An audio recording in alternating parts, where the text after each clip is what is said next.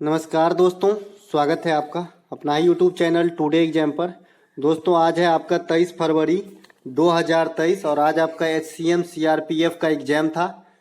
First shift के exam समाप्त हो चुके हैं। फर्स्ट शिफ्ट के एग्जाम में मैथ के सेक्शन से जो भी प्रश्न पूछे गए सभी 15 ओरिजिनल डाटा के साथ उपलब्ध हो गया हूं। जो भी आपके एग्जाम के अंदर पूछे गए मैथ जो भी डाटा था सेम डाटा आपको यहां पे देखने को मिलेगा। तो जिनका भी एग्जाम आपका आगामी शिफ्ट में है या फिर आने वाले समय में है तो वो जरूर फॉलो करेंगे। आपको जैसा पता है कि जिस दिन मैथ की क्वेश्चन प्राप्त होते हैं उसी दिन मैं वीडियो लेकर के आता हूं, है ना। तो आज क्वेश्चन मिल गए, अधिकांश क्वेश्चन मिल गए। तो देख लीजिए कौन कौन सा प्रश्न पूछा गया था। एक प्रश्न पूछा गया था जी, tan a का मान 2/7 है तो 4 cos a minus 7 sin a बट्टे में 4 cos a plus 7 sin a का मान क्या होगा। अब देखिए मैं इसको पहले आपको बनाना सिखा देता हूं जो एग्जाम के अंदर आपकी फर्स्ट प्रायोरिटी रहेगा। दी सबसे पहले क्या होता है भाई कि tan थीटा बराबर क्या होता है ये आपको पता होना चाहिए। sin थीटा बट्टा cos थीटा होता है। एक तो ये फार्मूला होता है। एक एंगल के फॉर्म में होता है कि tan थीटा बराबर लंब बट्टा आधार होता है। ये दोनों बात आपको ध्यान रखना होगा, ठीक है। मैं अभी थोड़ा सा 1 मिनट में समझा दूंगा, पहले इसको बना ले। तो tan थीटा बराबर क्या हो जाएगा, यहाँ पे tan a है तो sin a बट्टा cos a हो जाएगा आपका किसके बराबर में, 2/7 के बराबर में, ठीक है। अब जहां जहां sin a आपका व्यंजन में दिया गया है वहां वहां 2 रखिए और जहां जहां cos का मान दिया गया वहां वहां 7 रख लीजिए, आपका काम हो जाएगा।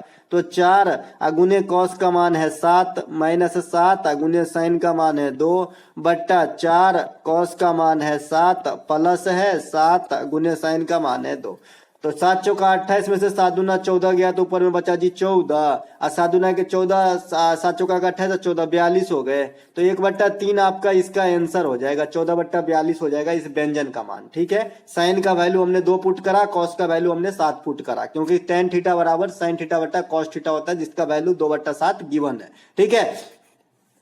अब अगर मान लीजिए कि आपको कोई भी थीटा प्राप्त है ज्ञात है, जैसे यहाँ पे tan थीटा का वैल्यू 2/7 दिया है। अगर आपसे किसी ने कोई भी थीटा पूछ लिया, भाई cot थीटा बताओ, भाई sec थीटा बताओ, भाई cosec थीटा बताओ, तो कैसे बताओगे, है ना। तो इसीलिए जो एंगल वाला फॉर्मूला है वो जरूर आपको याद होना चाहिए जी, है ना। कोई भी ट्रायंगल आप समकोण त्रिभुज के हिसाब से चलते हैं, हम इसके जो एंगल वाला फॉर्मूला जानते हैं इसमें इसको लंब बोलते हैं जो आपका खड़ा हुआ है। इस प्रकार से ए बी नाम रख देते हैं, ए बी सी। तो ए बी आपका लंब है, बी सी आपका आधार है देसी भाषा में, और ए सी आपका कर्ण है।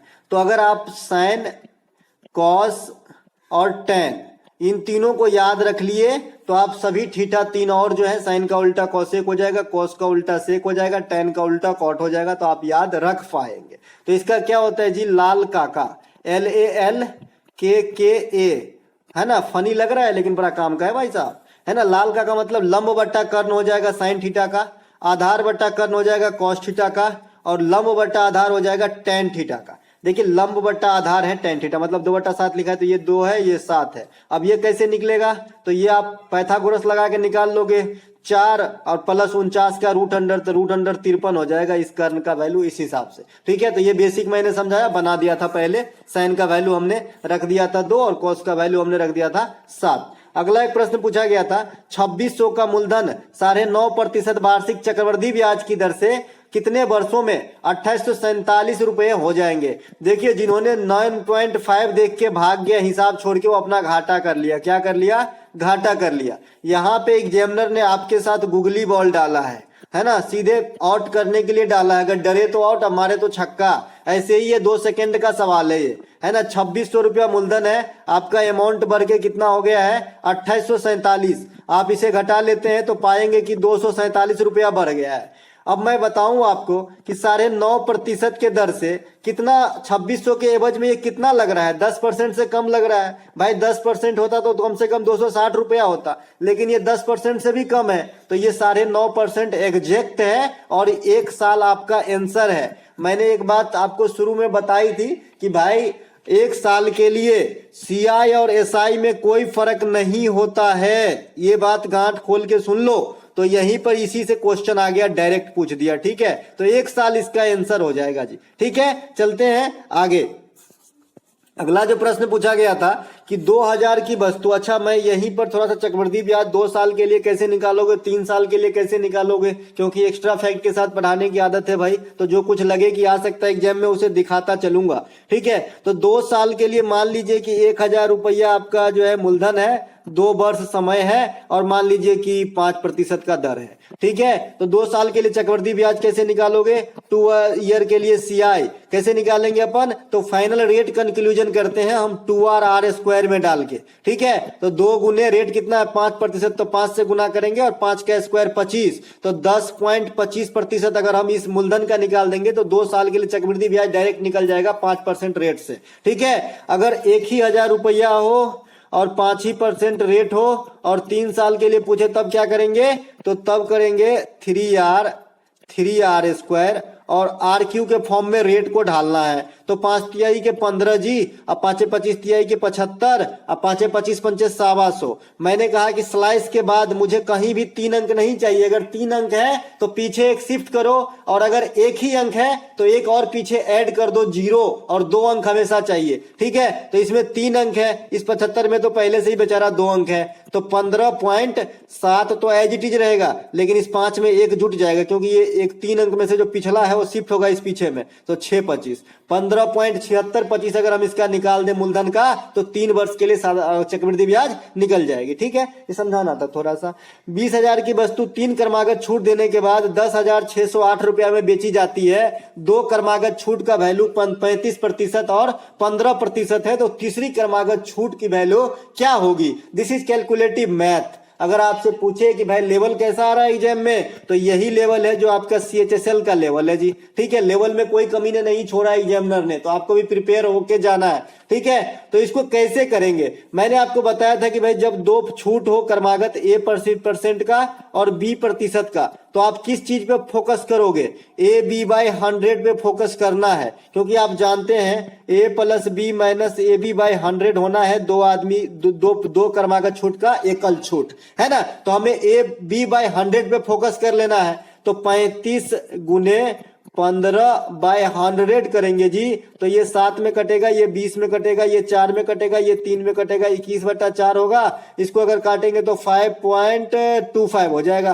5.25 हो जाएगा, है ना। तो 35 और 15 कितना हो गया 50, 50 में से कितना घटा 5.25। अगर इसको घटा ले तो मेरे ख्याल में आपका 44.75 आएगा, 44.75 आएगा आपका फाइनल, जो इन दोनों को छूट देने के बाद हुआ है। ठीक है, तो 44.75, तो 20,000 का पहले जो है 44.75 छूट दे दीजिए, या छूट देने के बाद कितना रकम बचेगा, तो 100 में से 44.75 घटा लेंगे, तो हमारा जो फाइनल परसेंट बच जाएगा ये हमारा 55.75 था ना, तो 55.25 बचेगा, है ना। करके देखिएगा आप, 44 आप 55 99 और 75 25 एक नहीं हो गया, तो 55.25 बचेगा। इतना परसेंट हमारा बचा है, दशमलव को हटा देते हैं इस बीच से और 2 को 0 और डाल देते हैं। ठीक है, ये चारों 0 कट गया जी, 55 को 2 से गुना कर लेंगे तो 11,050 हो जाएगा। 11,050 से ये कितना बना है 10,608। ठीक है,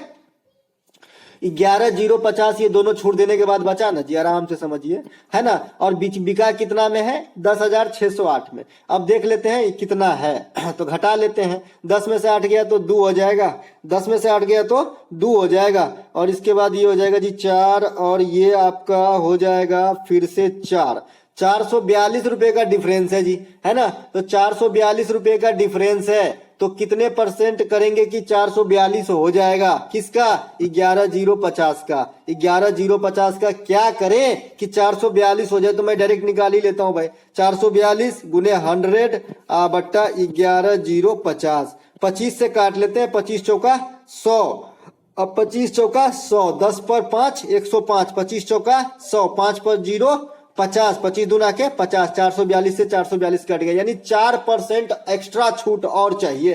ठीक है, तीसरी जो छूट होगी मेरे भाई वो 4% की होगी, इसे कैलकुलेटिव मैथ कहते हैं। पहले हमने 2 छूट लगा के इसको 20,000 को लाया कितना 11,050 पे, इसके बाद बिका है 10,608 में। हमने देखा कि कितना का अंतर हो रहा है 442 का, 442 11,050 का कितना प्रतिशत है, तो 4%। ठीक है। इसके अलावा एक प्रश्न पूछा गया था 9 और 42 का तृतीयानुपाती क्या होगा। देखिए मैंने मध्यानुपाती, तृतीयानुपाती, चतुर्थानुपाती बड़े अच्छे ढंग से और बहुत कम समय में, वो कहते हैं ना लिमिटेड शब्दों में बड़ा बात बता देना, वैसे बता दिया हूं। समझिए फिर से एक बार, तृतीयानुपाती हो चाहे मध्यानुपाती हो, हमेशा 2 ही डिजिट दिया रहता है इन दोनों में, ठीक है।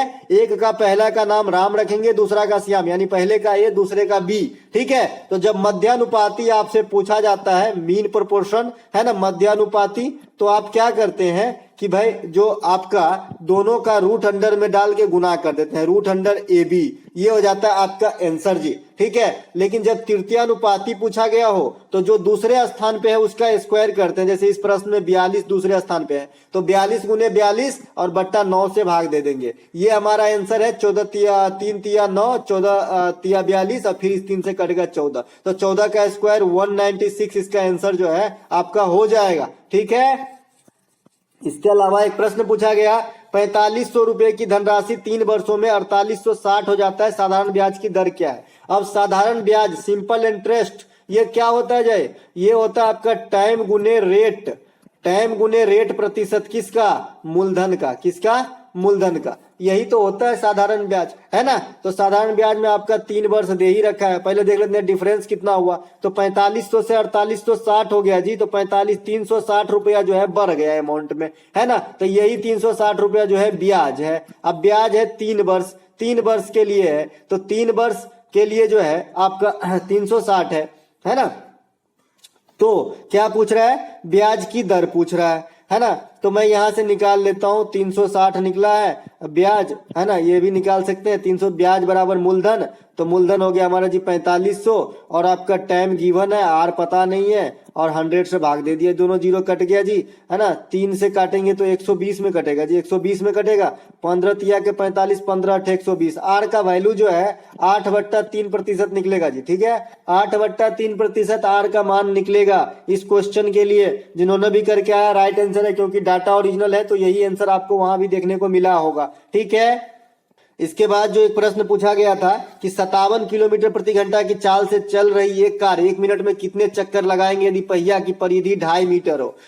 तो देखिए बहुत अच्छा क्वेश्चन है। सबसे पहले तो पहिया इस प्रकार के होते हैं जी, इसीलिए इसमें परिधि बोला जाता है, पैरामीटर, ठीक है। तो 57 किलोमीटर की रफ्तार से कार चल रहा है, तो 1 मिनट में ये पहिया कितना चक्कर लगाएगा ये आपसे पूछा गया, ठीक है। तो इसको समझेंगे थोड़ा सा। सबसे पहले 57 किलोमीटर से कार 1 मिनट में कितनी दूरी तय करेगा, वही तो मतलब लीनियर मोशन में उसका पहिया तय किया होगा, कितनी बार घुमा होगा। तो मैथ ज्यादातर समझने की चीज है, ठीक है। तो देखिए 57 किलोमीटर है, तो हमको मीटर में यहाँ पे दिया है परिधि, तो हमको किलोमीटर से मीटर के पास जाना होगा ना जी। तो मीटर के पास हम जाएंगे तो क्या करते हैं, 57 गुने 5/18 से गुना कर लेते हैं, तो इतना मीटर प्रति सेकेंड जो है कार का चाल हो गया। तो इसको काटेंगे तो ये 6 में कटेगा 3 से, और ये 19 में कटेगा, तो 19 बचे के 95/6 मीटर, 95/6 मीटर प्रति सेकेंड कार की चाल हो गई।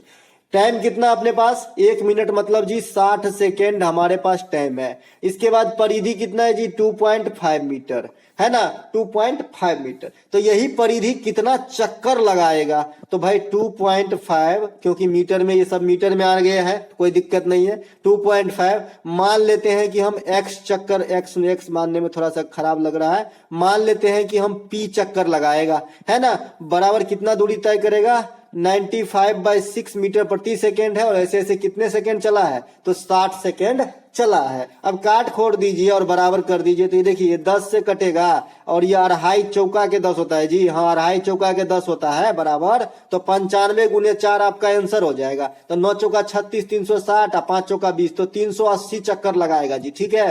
380 चक्कर जो है आपका ये कार का पहिया घूमेगा 1 मिनट में, ठीक है। तो ये भी आपको बन गया। चलते हैं आगे। अगला एक प्रश्न पूछा गया था कि 36 व्यक्तियों के योग शिविर है, एक योग शिविर है, इसमें 36 व्यक्तियों का जो योग घंटा है ना औसत वाला, वो 136 घंटा है, और 88 व्यक्तियों का जो योग घंटा है, यानी योगा करने की जो घंटा है औसत, वो 126 है। तो टोटल का पूछा गया था, तो टोटल का कैसे निकलेगा, 36 गुने 136 प्लस 88 गुने सॉरी गुने 88 गुने 126 है ना। इन दोनों को जोड़ के कितना क्वांटिटी है भाई, 36 प्लस 88 है, इससे भाग दे देंगे, हमारा आंसर निकल जाएगा। ठीक है, हमारा आंसर जो है यहीं से निकलने वाला है। ठीक है, तो कैलकुलेटिव मैथ तो आ रहा है थोड़ा बहुत, ऐसा नहीं है कि बहुत हवा में है ना। एसएससी जीडी के जैसा तो बिल्कुल ही नहीं है। एक प्रश्न पूछा गया था, एक ठेकेदार 100 आदमी के साथ 30 दिनों में कोई काम को पूरा करता है, तो एक आदमी टोटल काम कितने दिन में कर लेंगे भाई? एक आदमी बताइए, 100 आदमी 30 दिन में कर रहा है, तो एक आदमी सिंपल सीधा सीधा गुना होगा, 30 पर 2 को 0 पड़ेगा, 3000 दिन में। ठीक है, 3000 काम हो गया हमारा, मान लीजिए पूरा काम, हम एलसीएम विधि से बनाते हैं ना, तो ऐसे ही करते हैं ना जी, तो हमारा पूरा काम हो गया 3000। उन्होंने शुरुआती दिन में 200 आदमी को काम पे रख लिया, तो 10 दिन के बाद काम कितना शेष बचा। अब देखिए 200 आदमी काम रोज कर रहा है, तो 10 दिन तक काम किए होंगे तो 2000 काम किए होंगे। अब 3000 पूरा काम था और 2000 काम हो गया है जी, तो कितना 2/3 काम हो गया है, तो 1/3 काम जो है आपका शेष बच जाएगा। अगर परसेंटेज में ऑप्शन है तो 33.3% जो है आपका काम शेष बच जाएगा, 66% काम हो गया है। ये तो सिंपल सा दिख रहा है जी, 3 काम था 2 काम हो गया, तो आपका 66% नहीं हो गया है ना, तो 33% नहीं बचेगा। ये सब कोई पूछने की बात है। इसके अलावा एक प्रश्न आपसे पूछा गया था समलंब चतुर्भुज से। ठीक है, इसके अलावा एक प्रश्न आपसे पूछा गया था कि जो एक ट्रायंगल दे रखा था, एक ट्रायंगल का एक कोण का वैल्यू 40, दूसरे का 60, ये कोण निकाल के फिर इसके साथ कुछ ऑपरेशन पूछ रहा था, 40 60 100, तो ये 80 हो जाएगा। इस कोण के साथ जैसे 2C, इसका C नाम दिया था, 2C पर कुछ भी कर रहा था तो 80 निकाल के कर रहा था। ठीक है, इसके अलावा एक प्रश्न आपसे जो है अलजेब्रा से आपका पूछा गया था, जो सिंप्लीफिकेशन होता है 2a + b² करके, लेकिन पूरा क्वेश्चन नहीं है तो मैं इसको नहीं बता सकता हूं। ठीक है, तो ये दोस्तों आज के जो है फर्स्ट शिफ्ट में आए सभी प्रश्न मैथ का एनालिसिस था आपका, जो ओरिजिनल डाटा के साथ भी था। अगर अच्छा लगा हो तो लाइक करेंगे। मिलेंगे एक नए वीडियो के साथ, तब तक के लिए जय हिंद।